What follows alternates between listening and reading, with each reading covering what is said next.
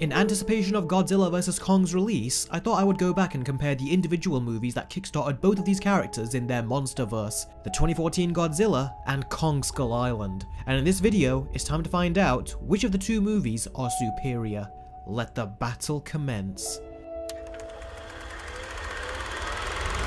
Now, I find the stories to be very strange with these two movies. The thing is that I prefer the story in Godzilla, but at the same time, pacing is also a part of the story, and Godzilla's pacing is so slow. Whereas in Kong, the story might not be as good, but the pacing is so much better. Another thing that is part of a story is tone, and tonally, I much prefer the darker, eerie and apocalyptic tone of Godzilla over Kong's serious, yet also campy tone. But that being said, when it comes to the character segments of the story, I think the tone actually does them a disservice in Godzilla, as it really does suck all the life and emotion out of these scenes. Whereas in Kong, although the emotions aren't that strong either, the tone does enable them to feel more human and their interactions come across more organically. So this is a really tough decision, but in the end, I think I would pick a movie that was telling its story with better pacing, rather than a movie that had a good story but due to its severe lack of pacing, ended up making a movie that has 2 hours feel like 3. So the movie with the superior story is Kong Skull Island. And as for the characters in both movies, at first I hated the characters in Kong Skull Island, as I thought that the movie was being so tone deaf in the fact that it's giving you these characters that you are supposed to like, yet they do all of these terrible and disgusting things that are just downright immoral and evil, such as invading someone else's land and dropping bombs on it. And when they are called on it, this is their response. You're dropping bombs. Scientific instruments. Yeah, so long as we don't call them bombs and call them scientific instruments, that makes it okay. And the movie expects you to like these people, but upon rewatching it in preparation for this video, I am starting to wonder if they gave us these characters to provide social commentary on the American soldiers. We usually see the military from such a heroic standpoint in the news and social media and word of mouth, but when you leave the narrative and actually search for actual videos of their activities in the countries, however, you will see that they lack humanity and they disturbingly enjoy shooting innocent people and blowing stuff up. And when you take that into account and then take a look at the military characters in this movie and how they enjoy the carnage they are creating with big smiles on their face, it's clearly portraying them as the bad guys. And the first time I saw this movie, I just put it down to bad character development. But watching it again, I don't know. I feel like these character choices were not done by accident and are actually part of the movie's attempt at social commentary. You're dropping bombs. Scientific instruments. You hear that, boys? We're scientists now. And I actually applaud them for that. And when I was watching it, I saw it as, they are killing the wildlife, and now the wildlife is fighting back and killing them. Tragic irony or poetic justice? You tell me. What goes around comes around, I suppose, and I enjoyed every second of them getting mowed down in this movie, as they were really portrayed as despicable people. As for the rest of the characters, Brie Larson is in this film, and although she does an okay job in this movie, her performance in here is still far better than her stilted performance in Captain Marvel. Here, she at least seems invested and awake. Now, I didn't really think of this the first time I saw it, but two of the people that organized this expedition tried to recruit a tough guy to go on the island with them, and they hired Tom Hiddleston. And I don't buy him as a tough guy who lays down the rules and the dangerous reality to his deluded employers. They needed someone who is physically bigger and also has a strong presence to them. There's a reason that actors like Schwarzenegger play characters in films like Predator where they are called to carry out dangerous jobs, or Stallone in movies like Rambo, and Keanu Reeves in John Wick. But Tom Hiddleston is not that kind of person, and he can fold those arms of his all he wants, he still doesn't come off as the tough guy. So I really think that he's miscast in this role, as I never bought him as the tough guy. There's times I even forgot that he is the lead character. I gotta say though, this movie wants the death of some characters to be super emotional, and I didn't feel anything. And it makes these moments feel overdramatic. And as for the characters in Godzilla, well, I have said this before, one of the weakest aspects of this movie is the characters. All of them have deadpan expressions on their face and just give military exposition throughout the whole film. And Aaron Taylor Johnson, a very talented actor who played Kick-Ass for crying out loud, was also very subdued with his performance in this movie. I mean, I know he is in the military, so he's emotionally very hardened, but I don't care who you are. When you see huge gigantic monsters right in front of you, then you should at the very least look scared, not bored. This is practically universally agreed upon, but the best character character in this movie is Bryan Cranston. He is the only actor that does not act stilted. He actually acts his ass off and emotes like a real person, and that makes him stand out from everyone else. But unfortunately, when things finally get going, he dies, and then we're stuck with the military and his son. And to his credit, his son did have a really good scene where he had to look after this kid who got separated from his parents, and I genuinely did like that bit of development with his character. Aside from that though, the characters in both movies are incredibly weak, but if I had to choose, then I would say that the movie with the superior characters is Kong Skull Island, because even though they aren't good, they are bearable, and I can just about get away with watching them for the duration of the film's runtime. Yes, please. So the movie with the superior story and characters is Kong Skull Island. Now right off the bat, I'm just gonna say, Kong gets far more screen time in his first movie than Godzilla does in his own. That is undeniable, and if we are talking about which movie gives the monster a much better use of screen time, then Kong Skull Island is the immediate winner, there's no question about it. But what I really want to do is talk about these two monsters as actual characters, because both of these monsters are portrayed as good guys in these two films, and the movies attempt to make both of them sympathetic. With Godzilla, the character of Ford sees him on the ground after being beaten by the Mutos, and I love how in this one scene we see that Godzilla looks vulnerable. He looks like he has been beat, not just physically, but spiritually. And although it is just one scene, this gave Godzilla so much character, and it actually made me feel sorry for him. Now Kong is a character that you can give tons of emotion to. This was conveyed extraordinarily well by Andy Serkis in Peter Jackson's King Kong movie, which really took that to the next level. And in Kong Skull Island, Kong is still given a personality, and that really comes across in the authority that he has over the animals and their safety.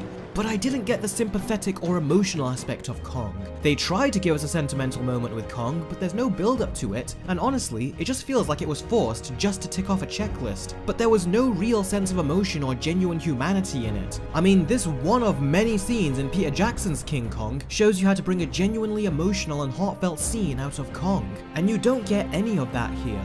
And honestly, the emotional element was brought out far more in Godzilla in both of his movies than in this version of Kong. And when you take into account that King Kong is supposed to be far more emotive than any other monster, this is not only a missed opportunity, it is also a massive shame. So the movie with the superior monster is Godzilla. Now the action in Godzilla 2014 is nowhere to be found. The only place you see it is on someone's TV screen for a few seconds. Yeah, that was worth the IMAX ticket price. And an hour and 40 minutes later in the final climactic battle. Although even then, the action is constantly being interrupted by the boring military characters that we have seen so much of throughout the movie. I've said this before, you will have far more fun watching this fight scene on YouTube because it cuts out all of the boring military stuff and focuses on the fight. In comparison, Kong Skull Island does have monster battles and it embraces them and fully showcases them, rather than constantly avoiding them. And the action scenes in Kong are fun. Some of them are super short, but overall, you get plenty of Kong monster battles placed throughout the film, and by the end of the movie, you get a final great monster fight with the biggest monster of them all. Now when Godzilla does finally fight in the climax, it's a really cool fight.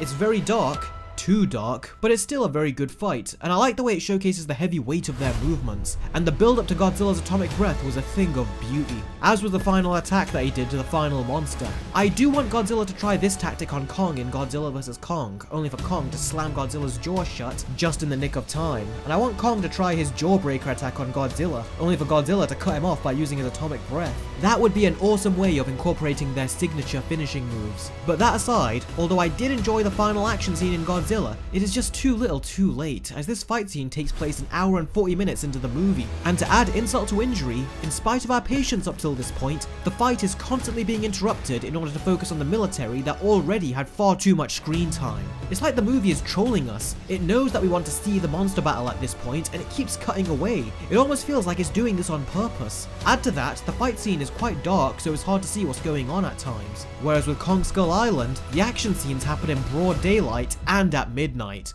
and you can see everything. The fight choreography is clear, as are the monsters, and the fights are super cool and satisfying to watch, although I would say that Godzilla had a much better finisher than Kong did. Kong's finishing move was great, but it ended a bit too quick, almost without warning, and I felt a sudden bit of shock that it was just suddenly over. And it comes as no surprise that the director, Gareth Edwards, didn't show much Godzilla, because a few years later he made Star Wars Rogue One, and if you watch the behind the scenes material, we are told that Gareth Edwards was only going to use Darth Darth Vader for just this one scene. It wasn't until a crew member told him, "We have Darth Vader, I don't know, why don't we actually use him?" Only then did they shoot the final hallway scene with Darth Vader during reshoots. My point is that Gareth Edwards has Darth frickin' Vader at his disposal, and left up to him, he was only going to use him for this one scene. And his mentality is very similar with the way he utilizes Godzilla. He for some reason is very reluctant to take full advantage of his high status characters, and I honestly don't know why. Is it because he can't be bothered to stage a fight scene with them, so he tries to minimize them? Whatever the reason, it's why I do not look forward to watching any of his future movies, especially if he has high profile characters to work with, because we're most likely not going to see much of them. So for all those reasons, the movie with the superior action is Kong Skull Island. I just want to say right off the bat that I don't believe that either of these are great Godzilla or King Kong movies. They both have their ups and downs, but in Kong Skull Island's case, the movie is a perfectly harmless monster movie. It just pales in comparison to Peter Jackson's King Kong. But when compared to a monster movie like Godzilla, which you can hardly call a monster movie as it pretty much refuses to show the main freaking monster, Kong Skull Island more or less speaks for itself in comparison. And even though I am clearly not a fan of the movie, the thing that I absolutely loved about the 2014 Godzilla is the atmosphere and cinematography. The movie is shot from a lot of human perspectives and human viewing angles, and this means that every time you see the monsters, there is a much more real sense to their scope and appearance in the city. It's time for the scores. These movies have both been out for a while now, so it's fair to assume that it all comes down to your own personal taste with how these monsters are presented and utilized. So with that said, Godzilla 2014 gets the same score I gave it in my Versus video with King of the Monsters, and if you want me to go more in depth as to what I thought of the 2014 Godzilla, then I highly recommend that you watch that video to fully understand the rating I'm about to give it. It gets a 2 out of 10, and Kong Skull Island gets a 5. Both movies aren't great monster movies in my opinion, but Kong Skull Island does showcase more of what you came here to see. The monster. If you sell me with a title such as Godzilla or Kong, then you must give me those characters. If you are not, then you better well give me some amazing human characters. And neither of these movies have amazing characters, but in Skull Island, we at least get what the movie was selling us in the title. We actually get Kong, and a lot of him, but I felt like it didn't give me enough Godzilla. And where the 2014 Godzilla movie failed for me, Godzilla King of the Monsters did not. Godzilla King of the Monsters improved and then some. I was blown away by the far more prominent action, and it had some amazing monster battles. And both Godzilla and Kong Skull Island do a great job when their respective monsters have to fight the humans, although again, I would say that Kong Skull Island did a better job as both sides deal a good amount of damage and there was a good story element leading to it. Whereas with Godzilla, it was just kind of random. You could take the scene out of the movie and it wouldn't have made any difference to the film. So with Godzilla vs Kong on its way any day now, which of the two monsters are you rooting for in this epic showdown? I personally am rooting for Godzilla. Godzilla 1 and 2 both did a great job at making you feel sorry for this version of Godzilla, and unfortunately, Kong Skull Island didn't make me feel anything really for Kong, which is odd because I thought it would be the other way around. I thought I would feel nothing for Godzilla and Kong would be the one that I felt sympathy for, but no. So sound off in the comments below and let me know which of the two monsters you're rooting for, and stay tuned for my versus video of Godzilla vs Kong, and be sure to let me know which movie or movies you want me to compare to Godzilla vs Kong when it comes out. Thank you very much as always for watching guys, and I will see all of you very soon. Take care.